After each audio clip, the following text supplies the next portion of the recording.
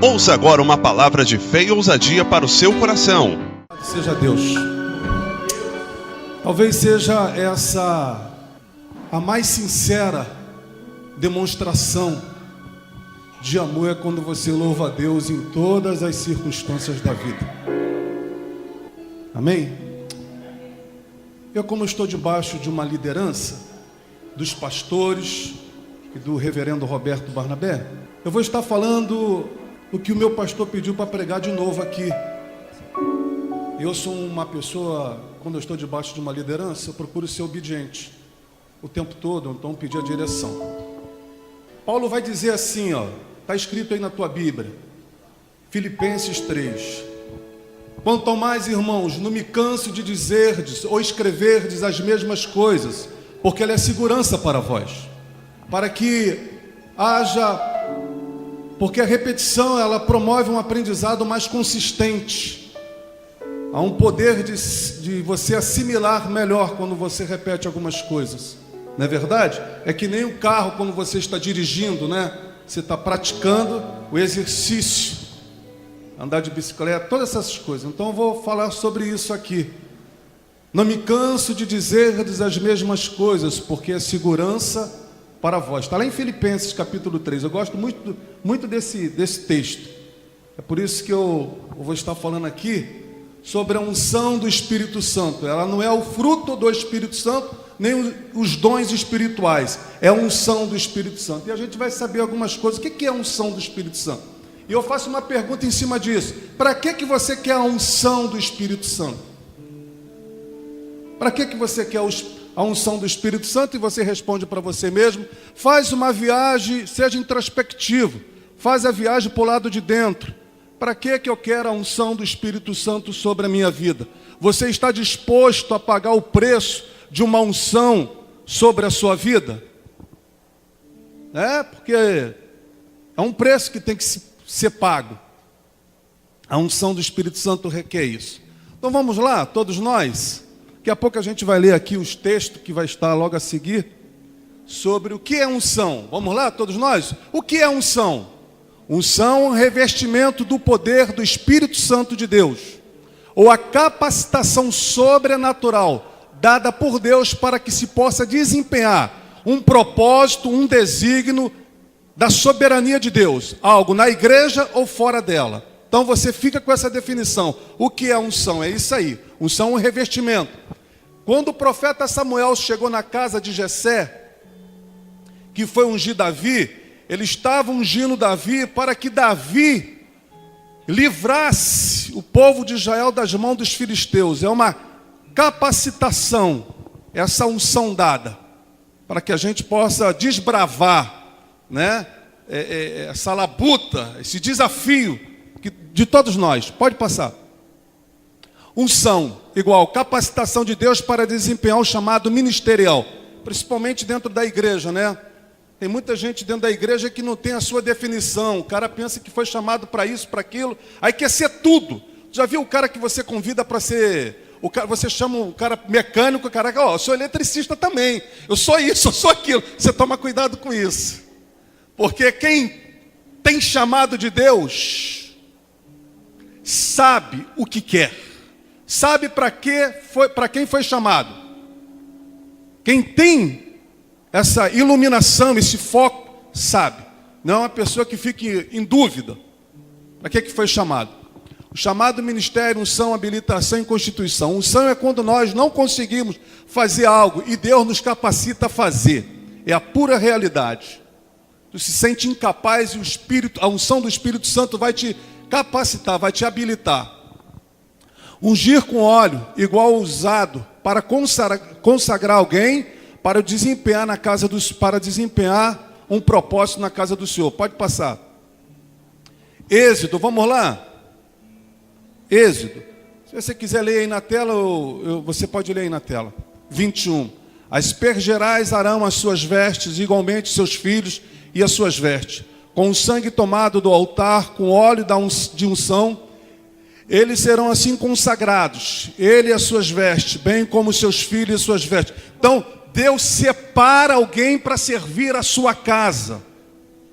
Deus separa, assim como está escrito lá em Atos capítulo 6, quando os apóstolos estavam pregando a palavra de Deus, estavam servindo também às mesas, mas de repente eles foram tomados de uma demanda tão grande que precisou constituir o que ali? Os diáconos, para servir a mesa do Senhor. Em Atos também, é Deus separando, uns para ser apóstolos, outros pastores, outros mestres. Então é essa unção que Deus nos dá. Eles serão assim consagrados, ele e as suas vestes, bem como os seus filhos e as suas vestes. Falou mais o Senhor a Moisés, dizendo: tu, pois toma para ti das principais especiarias, da mais pura mirra, 500 ciclos de canela aromática, a metade, a saber, 250 ciclos, e de cálamo aromático, 250 ciclos, e de acácia, 500 ciclos, segundo o ciclo do santuário, e de azeite de oliva, e disto farás o azeite da santa unção, o perfume composto segundo a obra do perfumista, e este será o azeite da santa unção. Êxodo 30, versos 22 a 25. Então, essa simbolização, essa alegoria do óleo da unção, que teve um significado muito forte no Antigo Testamento, e daqui a pouco a gente vai nos reportar para o Novo Testamento, para o neotestamentário, onde que a gente hoje está situado. A unção é escolha, o ato de ungir alguém, significa escolher ou separar esta pessoa para um propósito. Ungido quer dizer escolhido. Geralmente, quando Deus unge alguém, tem outras pessoas em mente. Ser um ungido significa quase sempre viver para os outros, servir, se doar, se dar, estar disposto a pagar o preço. Por isso, assim como foi Moisés, assim... Você se lembra de Davi também, né? Você lembra de Davi? Que a Bíblia fala lá em 1 Samuel capítulo 22, que Deus chamou Davi, e Davi teve que lidar com toda sorte de gente, gentalhas, quebradas, endividadas, pessoas problemáticas, com crise, mas Davi deu sentido e significado à vida dessas pessoas. É se doar, é se dar. Arão foi ungido para servir o tabernáculo, Êxodo 30, 30. Davi ungido para pôr ordem na nação de Israel, expulsar os filisteus, 1 Samuel 16, 13. Eliseu ungido profeta no lugar de Elias, 1 Reis 19, 16. Jesus ungido para dar vida pela humanidade, né? Jesus é ungido, né? Foi separado. Atos 10, 38. Jesus, quando se declarou ungido, disse para que foi separado. Está em Isaías 61, 1, 2. E Lucas 4, 18, que está escrito, é a mesma conotação que está em Isaías 61. Porque o Espírito Santo do Senhor está sobre mim, para quê? Para quê que está escrito lá em Lucas? O Espírito Santo do Senhor está sobre mim, para quê?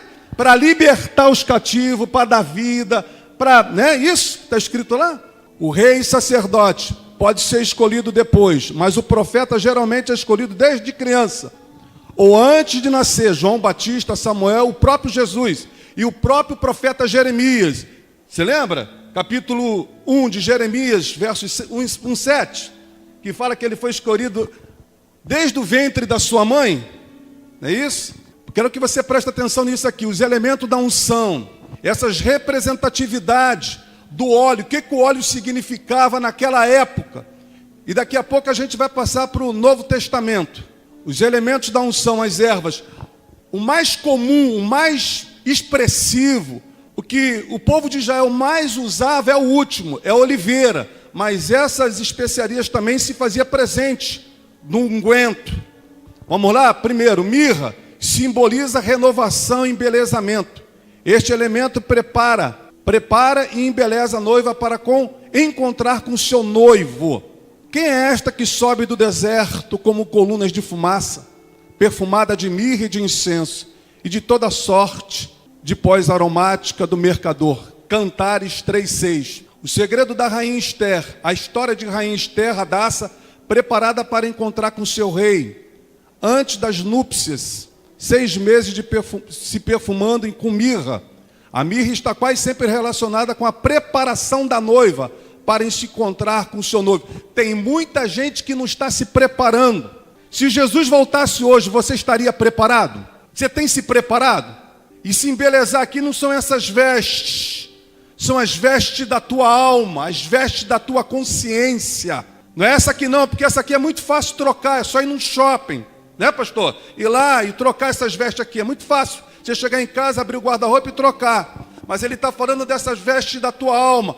Como está a sua alma, as afetividades da sua alma, o seu coração, o seu gesto de misericórdia, seu gesto de solidariedade, seu gesto de acolhimento, seu gesto de inclusão. Como é que você anda se embelezando para se encontrar com o seu noivo? Você tem se tornado, na medida que o tempo passa, uma pessoa mais amarga, mais orgulhosa, mais soberba. É isso que esse texto está querendo dizer. É se embelezar para o seu noivo. E você só se embeleza quando a sua alma ganha significado da expressão máxima da pessoa bendita de Jesus. Levantai-me, para que entregar ao meu amado. As minhas mãos destilavam mirra, e os meus dedos gotejavam mirra preciosa. Cantares 5:5. Todas as tuas vestes recende a mirra, óleos e cássia, de palácios de marfim ressoam, instrumento de cordas que se alegram. Salmo 45:8. A mirra como símbolo do Espírito Santo, o momento mais esperado, era quando a noiva ia se apresentar ao noivo. Naquele dia era usada uma grande quantidade de mirra, ser cheio do Espírito Santo. O perfume era sentido de longe. Uma pessoa cheia do Espírito Santo, até os lençóis cura. Não é verdade, pastor? Vamos lá. Isto é um símbolo da igreja do Senhor Jesus. Ela está sendo preparada e perfumada para ser levada à presença do noivo. Por isso que nós precisamos nos lavar todos os dias. Seja alva as suas vestes. Isto é a noiva, a igreja, a mirra, o Espírito Santo, perfumando a noiva e preparando para apresentá-la. O Rei Jesus, o noivo. Você sabia que a igreja de Jesus tem um noivo? E nunca se esqueça que você é propriedade exclusiva desse noivo. E esse noivo tem ciúme de você. A expressão do noivo a ver a noiva: quem é esta? Sobe como colunas de fumaça. Jesus vê milhões de crentes subindo, parece uma nuvem. Posso sentir o perfume de mirra, outros perfumes, nardo e oliva. Pode passar, agora vamos entrar para outra. Canela, o que simboliza? Firmeza. Esta é a raiz mais forte que existe. Presta atenção, ela tira todas as outras do caminho. Este elemento significa alicerce na vida do cristão. Uma pessoa firmada, uma pessoa que é inabalável, irremovível dos seus princípios e valores, dos conteúdos da palavra de Deus. Por isso que em Provérbio diz assim, escuta, em Provérbio está escrito: não remova os marcos que teus pais colocaram para você. Não remova isso. A ideologia que está sendo estabelecida no Brasil é remover os valores e os princípios da palavra de Deus. Os conceitos estão errados. E eles nos taxam de preconceituosos. Mas você pode dizer: eu tenho um conceito formado na palavra de Deus.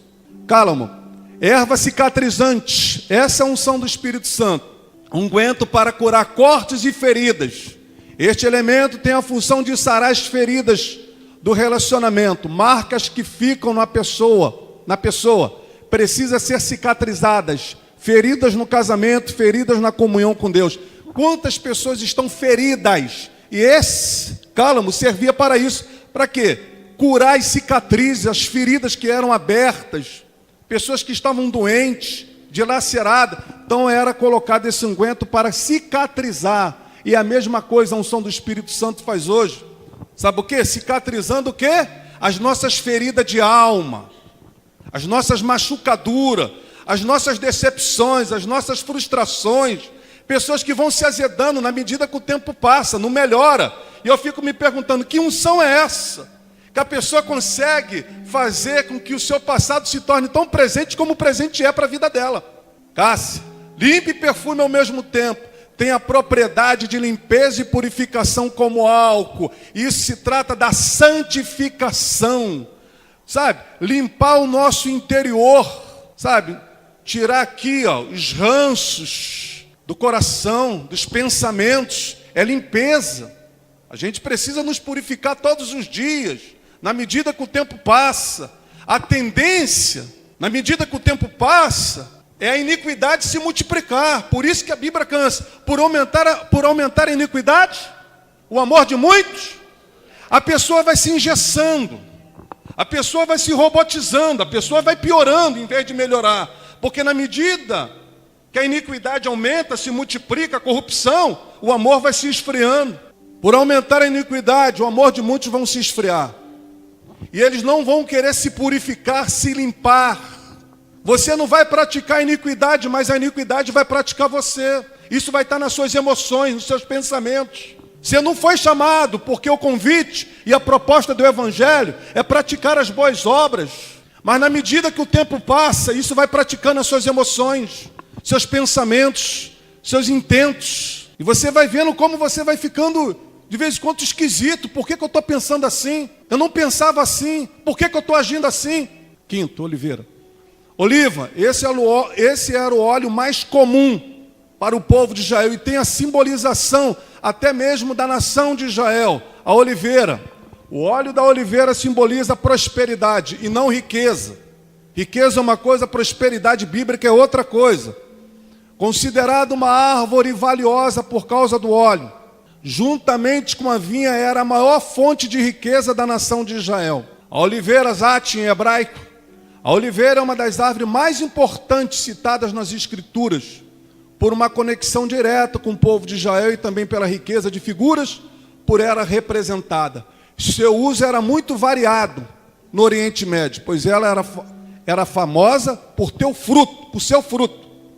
Seu óleo, a sua madeira, era reputada como símbolo de beleza, força, de bênção divina e da prosperidade. Característica da oliveira, presta atenção nisso aqui. A Bíblia fala que nós somos como oliveira, não é isso? Presta atenção nisso. Cresce em qualquer lugar, em qualquer clima, sob quaisquer condições. O que nós cantamos aqui, hein? Te louvarei, Senhor. É isso? Em qualquer circunstância, não é isso? Tem gente que só louva a Deus quando tudo está favorável.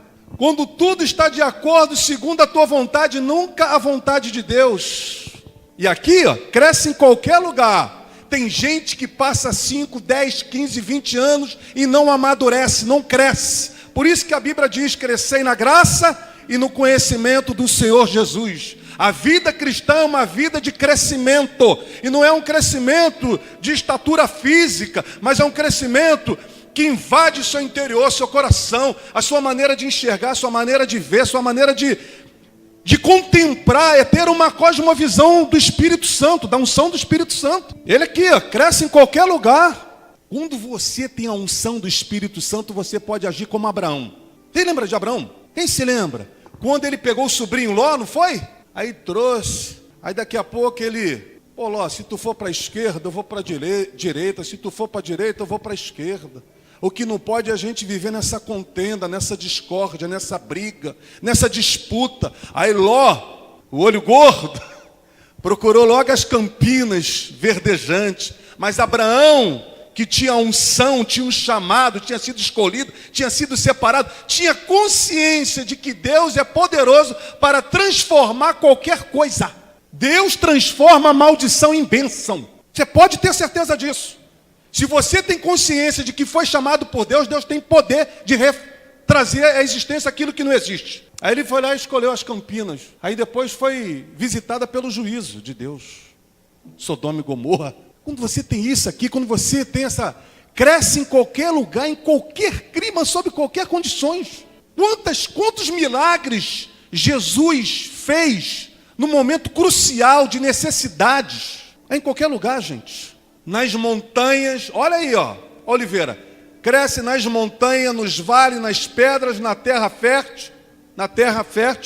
Atinge até 7 metros de altura, torna-se uma árvore frondosa, é sombra para todo mundo, eu te acolho, eu te abraço. Até as árvores do doente lançam novos ramos. Troncos velhos têm folhas verdes, mesmo se for queimada. Olha, sai ramo de suas raízes. Alguns brotam, crescem num sistema de raízes até 200 anos de idade.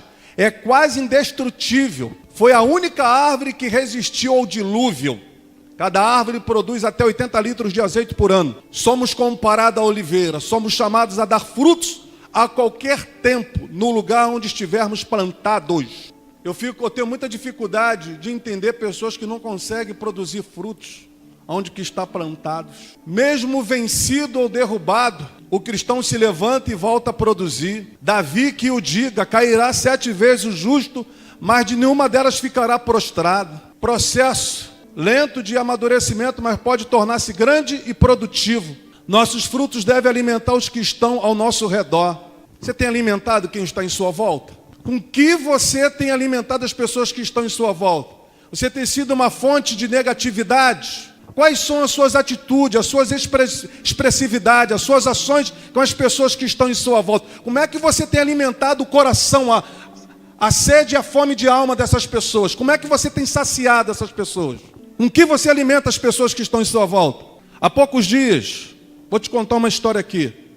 A gente tem que ficar muito ligado que nós somos boca de Deus para todos aqueles que estão em nossa volta aqui. Um garoto de 13 anos, e a Manu conhece ele, a Manuela, filha da pastora Silvia, é o Rodrigo. E ele estava dentro do carro comigo e ele falou que assim, poxa tio, meu pai está com muita raiva de mim. Eu peguei o resultado da prova e escondi. Quando eu chegar em casa agora, eu não sei o que ele vai fazer comigo. E ele estava do meu lado. Eu falei, pô, fica calmo, rapaz. Conversa com teu pai, conversa com a tua mãe.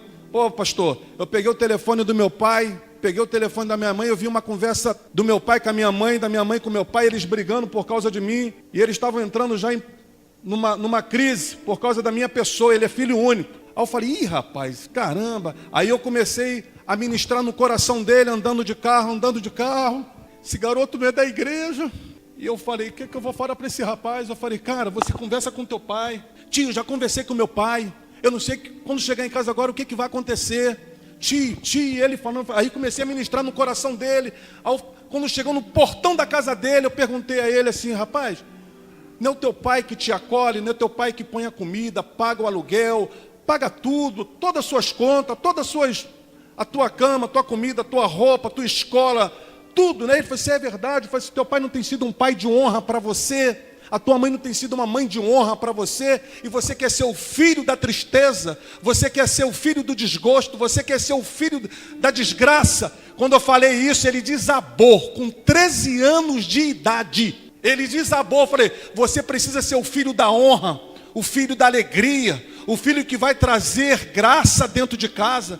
Ele falou, tio, aí ele falou assim, pô tio, o que eu vou falar para o meu pai? Eu estou cansado de pedir desculpa e fazer as mesmas coisas. Aí eu falei para ele assim, mas hoje tu vai fazer diferente. Hoje você não vai pedir desculpa não. Senta com ele na mesa, com a tua mãe, e vai falar, pai, hoje eu não vim te pedir desculpa não. Hoje eu vim pedir perdão e me arrependo por tudo que eu fiz. E ele começou a encher os olhos, ele começou a chorar dentro do carro. Um garotinho de 13 anos, começando a chorar. Eu falei, hoje você não vai pedir desculpa não, porque desculpa, já você se tornou sem vergonha. Agora você vai falar, pai, estou arrependido do que eu tenho feito. Eu preciso de uma atitude, eu preciso de uma mudança. São as pequenas coisas da vida. Com que a gente tem alimentado as pessoas que estão em nossa volta, gente?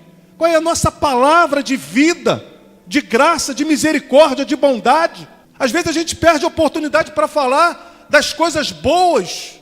Não, alimente as pessoas que estão em sua volta. Seja uma pessoa que possa mudar a história das pessoas que estão em sua volta. Produz alimento, luz. Você sabe que no candelabro era colocado, né? Alimento, azeitona, luz, higiene. Você sabe o que é isso aqui, higiene? Sabão. Na medida que ela era muito esmagada, quando ela ficava toda esfalerada,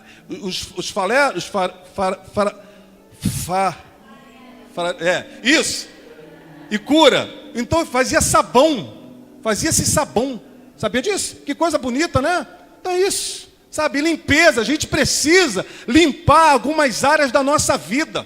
O azeite fluindo para abastecer a lâmpada. A Bíblia diz que quando todas as vasilhas da viúva estavam cheias, o azeite parou. Não que acabou, mas parou os vasilhames. O Espírito Santo nos abastece de azeite para nos manter acesos, para brilhar. O óleo fluindo simboliza a nossa comunhão com Deus. À luz do mundo, nenhuma lâmpada pode permanecer acesa sem azeite. Tem muita gente apagada, só Jesus. Se faltar o azeite, a lâmpada vai apagando e não brilha mais. Por isso que a Bíblia diz lá em Provérbios, a vida cristã é como a luz da aurora, que vai brilhando dias e mais dias, até ser dia perfeito. A lâmpada vai apagando. Vai apagando e não brilha mais. Perde a utilidade, afinal, para que serve uma luz apagada? Agora, nós vamos fazer aqui uma transição para o neotestamentária, para a cretologia. Agora a gente vai entrar no Novo Testamento. A unção do Espírito Santo no Novo Testamento. Nunca se esqueça que no Novo Testamento o Espírito Santo deixa de ser uma visitação, como era no Antigo Testamento. A unção do Espírito Santo era uma visitação na vida de sacerdotes, profetas e reis. E agora, no Novo Testamento, a unção do Espírito Santo mora.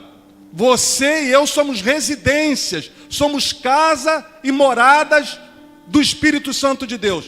A palavra neotestamentário fala do Novo Testamento, do nascimento até a consumação da vida de Jesus. Paracletologia, portanto, deriva-se da palavra grega paráclitos e pode ser definida como ciência que estuda acerca do Espírito Santo. Ele é advogado, ajudador, auxiliador e consolador.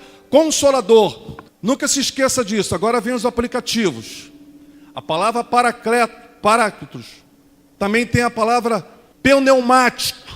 É uma coisa mais clássica, eu não coloquei aqui, que fala de vento. Vento sopra onde quer. Então pode voltar lá. Então nós vamos fazer aqui alguns aplicativos e eu não quero esgotar esse assunto, porque tem muita coisa para falar da unção do Espírito Santo, como o fruto, como os dons espirituais, que são ferramentas espirituais. Então eu separei aqui alguns aplicativos. Eu acho que eu fiz de 9 ou 8 aplicativos. Então grave isso, que eu vou falar. Considere isso. A Bíblia fala lá em Provérbios, capítulo, acho que é 12, 15, dos conselhos. Não seja como o insensato, que não acolhe os conceitos, mas o sábio acolhe. Presta atenção, procura entender os conselhos. Amém? Vamos lá?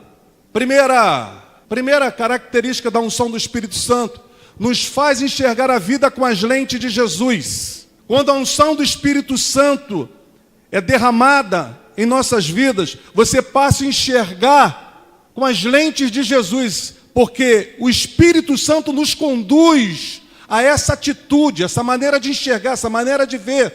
Não faz você ser um reducionista, mas faz você ampliar, alargar a sua maneira de enxergar a vida.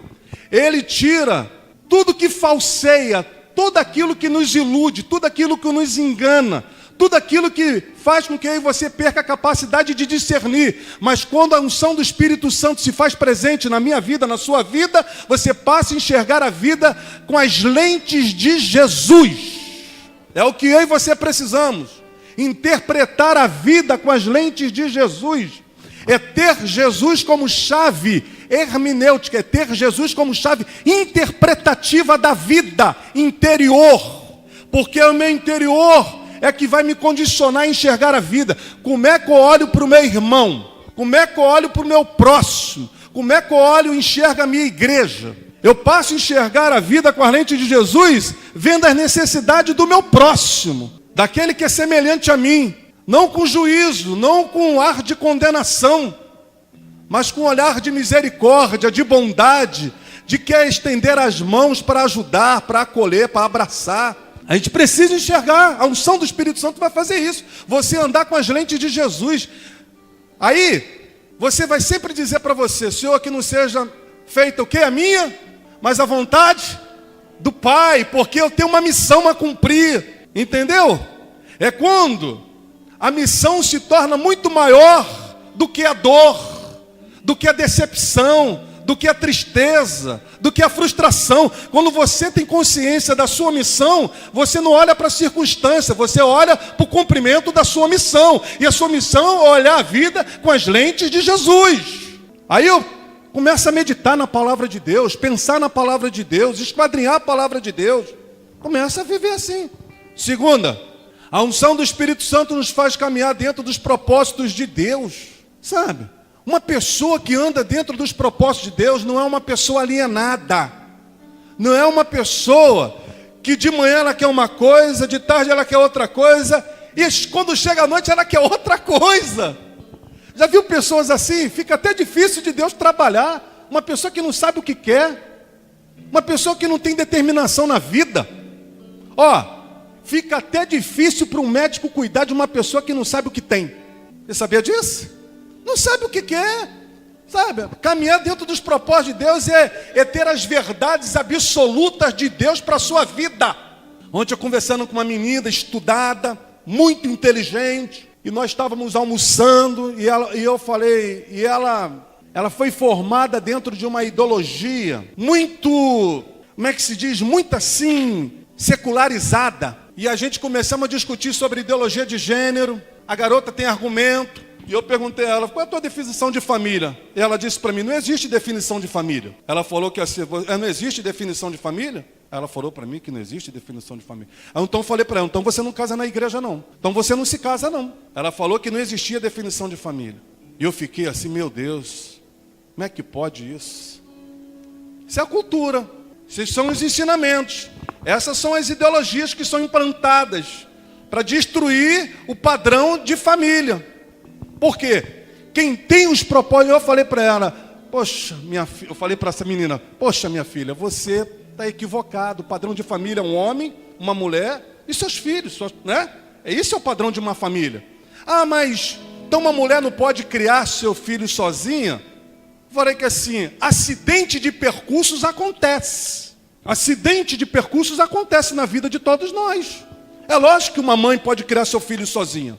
O pai pode criar um filho sozinho, porque acidente de percurso acontece. Mas ele não nasceu fruto de uma pessoa só. Quem caminha dentro dos propósitos de Deus, sabe defender a sua fé sem precisar agredir o outro. Sabe, a gente precisa andar dentro desses propósitos de Deus. Senão você vai ser que nem chuchu, vai pegar sabor de tudo.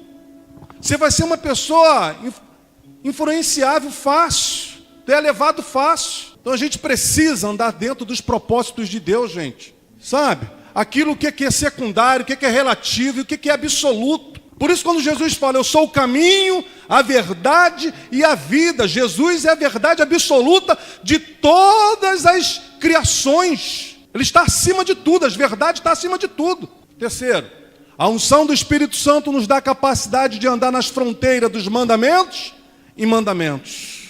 Você sabe o que significa isso? A Bíblia, os mandamentos de Deus nunca estão contidos. Os mandamentos de Deus estão sempre separados. Por quê? Deus não é um Deus dos condicionamentos, Deus engessado. Entre mandamentos e mandamentos há um espaço, porque Deus respeita a sua liberdade. Entre mandamentos e mandamentos há um espaço onde Deus respeita a sua liberdade, porque ninguém aguenta ficar confinado o tempo todo. Porque Deus nos dá esse espaço de liberdade para você pensar, para você analisar e para você servir a Ele pelo que Ele é e não pelo que Ele está realizando na sua vida. Para você não ser um alienado e um cabrestado, um corolla da vida. Você sabia disso? Por isso que entre mandamentos e mandamentos há um espaço de liberdade. É por isso que quando um pai ou uma mãe vai corrigir um filho, ela fala e depois, para pensar no que eu te falei, pondera no que eu te falei, analisa o que eu te falei, considera o que eu te falei, porque entre mandamentos e mandamentos há esse espaço de Deus, porque Deus não é o Deus da opressividade, o Deus é o Deus da liberdade, responsiva, com compromisso, com consciência. Quarta unção do Espírito Santo nos dá uma consciência para aquilo que é relevante ou importante. Considere aquilo que é relevante na sua vida. O que é importante para a sua vida? O que você não pode negociar? O que é inegociável para a sua vida? São os valores e os princípios que Deus estabeleceu para o seu coração, para a sua alma, para a sua vida, para a sua consciência. Você sabe o que é importante para a sua vida? Eu vou te dizer algumas coisas aqui. Vida de oração. Não negocie isso não, tenha seu momento, tenha seu devocional. É por isso que Jesus nos ensinou lá na oração do Pai Nosso. Entra no teu quarto e teu Pai que te vê em secreto há de te recompensar. Faça esse devocional sempre. Crie esse hábito na sua vida. Por isso que a Bíblia quer dizer, buscai primeiro o reino de Deus e as demais coisas serão acrescentadas, para que o seu coração, para que o meu coração não seja sobrecarregado de ansiedades. É o que a gente precisa. Isso é relevante, isso é importante, isso é sine qua non, não pode ser negociado. É o que a gente precisa. A gente só quer orar quando a coisa já desabou na nossa cabeça. Você só quer vir para a igreja, quer vir para a escola, só quando as coisas estão ruins. Quando as coisas saíram do trilho, fugiu do controle. Agora eu vou para a igreja, agora eu vou chamar os irmãos, agora eu vou orar mais, agora eu vou meditar mais. Nunca se esqueça que a tua vida espiritual ela tem prioridade, gente. Não se esqueça que você é um ser espiritual antes de ser físico. Você é um ser espiritual numa experiência humana. Você não é um ser humano numa experiência espiritual. Você é um ser espiritual imergido numa experiência humana. Antes de existir corpo, houve um espírito. Antes de existir corpo, houve uma alma. Então, ponha isso. A unção do Espírito Santo nos dá uma consciência para aquilo que é relevante, o importante. Tem muita gente banalizando a vida de oração, a importância de estar na igreja. Eu não consigo ficar sem ir na igreja, eu não gosto, não me sinto bem, porque isso aqui me faz bem. Esse momento aqui faz com que eu me interaja, que eu aprendo, que eu cresça. É importante a vida na igreja. Não que a igreja salve alguém, mas ela vai tratar de você, de todos nós. A unção do Espírito Santo nos viabiliza a fazer um ministério com excelência. Tem muita gente fazendo as coisas de Deus relaxadamente, de qualquer jeito. E tem outros que fazem para querer aparecer. Tem outros que querem a mídia, querem a fama, querem o status, querem o reconhecimento. Aí você deixa de fazer as coisas com excelência. E a Bíblia diz o que é Jeremias 48:10. Ai daquele que faz a obra de Deus relaxadamente, de qualquer jeito. Não faça a obra de Deus de qualquer jeito. Esse lugar aqui é extremamente espiritual, gente. Esse momento é um momento que o nosso espírito está sendo o quê? Purificado, está sendo o quê? Limpo. É o que a gente precisa fazer, a obra de Deus com excelência, gente. Com graça. Reconhecendo para quem você está fazendo. Tem gente que quer fazer para os outros ver, para o pastor ver. Aí se torna que nem fariseu, pô. Quando dá uma esmola é de qualquer jeito, né? Então vamos sexto. A unção do Espírito Santo nos torna diferenciado da maioria. Você torna ser diferente. Sabe fazer algo diferente? Aquilo que vai impactar as coisas. A gente precisa disso. Não é fazer tudo igualzinho que nem caminhão de japonês, não. Sabe? Não. Ser diferenciado nas coisas. Você lembra aquela mulher lá em João capítulo 12, quando foi ofertar para Jesus? A casa estava cheia.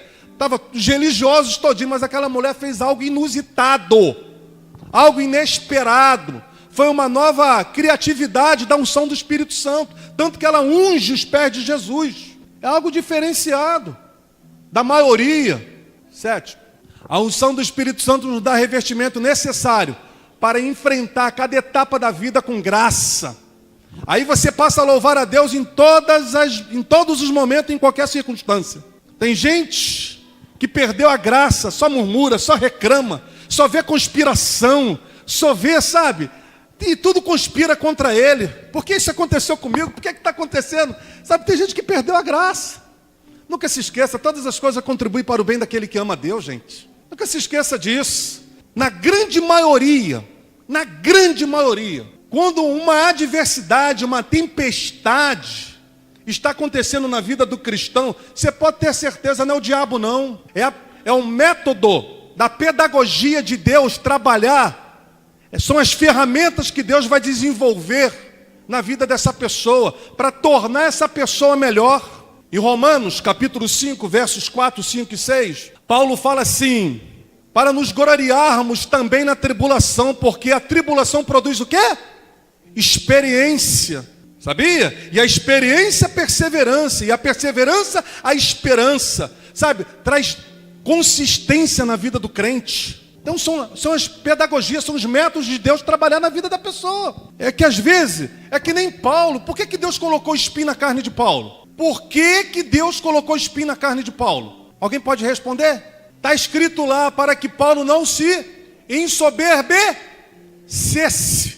De vez em quando vem uma provação, vem um espinho, porque a nossa natureza caída, ela é um pouco altiva, ela é um pouco soberba. Se ela não tiver um freio, se ela não tiver um domínio da unção do Espírito Santo, ela pode achar que ela é suficiente para se bancar. A Bíblia fala lá, o espinho na carne foi para que Paulo não se ensoberbecesse, não ficasse vaidoso, arrogante, achando que ele que atrai as multidões. E vai, isso aí. O que acontece? E a unção do Espírito Santo nos dá esse revestimento necessário para enfrentar cada etapa da vida e faz você discernir entre essas coisas, sabe? Sabe perder, mas perder com graça. Sabe ganhar, mas ganhar com graça. Perde sem se perder com o que se perdeu. Sabe? Não tem a perda como perda, mas como ganho para a vida interior, para trazer consistência, trazer densidade. Fazer com que essa pessoa cresça para o lado de dentro, não para o lado de fora. Tem muita gente crescendo para o lado de fora, esquecendo de crescer como a sua humanidade deve ser.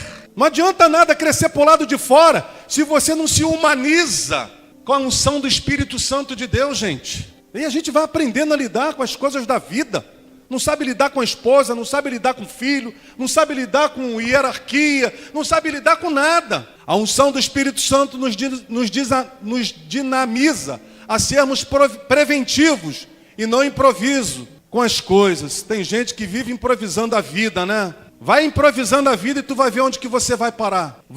Não seja uma pessoa preventiva não, ó. E Jesus vai falar isso lá em Lucas capítulo 10. Quem é que quiser vir após mim, não vê primeiro o que precisa ser renunciado? Quem é que vai para uma guerra e não vê o que vai gastar? A gente precisa analisar, pensar o que é seguir Jesus, gente. Aí, segue Jesus de qualquer coisa, fica fazendo improvisos na sua vida espiritual. É gente assim, vai fazendo improviso na vida espiritual, na vida profissional, na vida relacional. E a gente precisa sermos mais preventivos com as coisas. E a cultura brasileira, ela não é preventiva. Nós herdamos essa herança. Só corremos para os médicos quando a coisa piora. Nós estamos no mês azul, não é isso? Mês passado foi o mês rosa, né? A gente precisa, homens, mulheres, seja preventivo na vida espiritual, na vida física e na vida emocional. Por isso que a Bíblia fala, se você tem alguma coisa contra teu irmão, vai até ele enquanto se pode, porque vai chegar um dia, você não sabe qual é o dia, a última. A unção do Espírito Santo sempre supra as nossas necessidades essenciais, do ser antes do ter. Deus sempre quer tratar comigo e com você no ser, naquilo que traz permanência, durabilidade para a sua vida espiritual, para a sua vida de coração, antes de ter. Às vezes as pessoas vêm para a igreja nesse afã, nessa cobiça, nessa coisa do consumo, de querer ter. Mas nunca se esqueça, Deus quer que você seja uma pessoa melhor, menos esquisita, sabe? E a gente precisa ser, gente. Sabe, antes aqui, construir algo que traz sentido, traz significado, que você possa se reinventar todas as vezes que alguma coisa acontecer. É o que a gente precisa. Coisas essenciais, sabe, do coração, da alma, da mente. Tem muita gente esquisita no meio da igreja. Tem muita gente que de vez em quando a gente... Pô, será que é o Espírito Santo mesmo? Eu quero fazer uma oração. Conclusão. A vida pode estar frequentemente cercada pelo absurdo. Mas aquele que verdadeiramente anda com a unção do Espírito Santo encontra um sentido maior para as diferentes perguntas do dia a dia, sabendo sempre que todas as coisas contribuem para o bem daqueles que amam a Deus. Todas as coisas contribuem, todas. Por pior que seja, Deus tem poder de transformar todas as coisas para o bem daquele que ama a Deus. Eu quero terminar, todo mundo de pé, essa oração final, essa oração responsiva. Você vai falar o que está escrito aí. Essa oração. Põe tua mão no teu coração. Nós vamos fazer essa oração final aqui. E você vai falando também. Você vai ditando. Vamos embora? Todos nós? Vem unção do Espírito Santo. Vem unção do Espírito Santo. Vem unção do Espírito Santo. Derrama sobre nós. Derrama sobre nós. Derrama sobre nós, sopra da tua unção sobre as nossas casas, sopra da tua unção sobre os nossos casamentos, sopra da tua unção sobre os nossos filhos, sopra da tua unção sobre as nossas famílias, sopra da tua unção sobre os nossos ministérios, sopra da tua unção sobre as nossas mentes, sopra da tua unção sobre os nossos relacionamentos, sopra da tua unção sobre este país, sopra da tua unção sobre os nossos governantes, sopra da tua unção sobre o povo simples de rua, Ó Espírito Santo, sopra a sua unção sobre nós. O que nós queremos é ser profundamente atingidos por uma tempestade de unção do Espírito Santo. Pode repetir comigo isso? O que nós queremos é ser profundamente atingidos por uma tempestade da unção do Espírito Santo. Deixa a unção do Espírito Santo soprar sobre a sua vida. Amém? Você pode aplaudir o Senhor Jesus? Que Deus nos abençoe. Que Deus nos abençoe. Amém?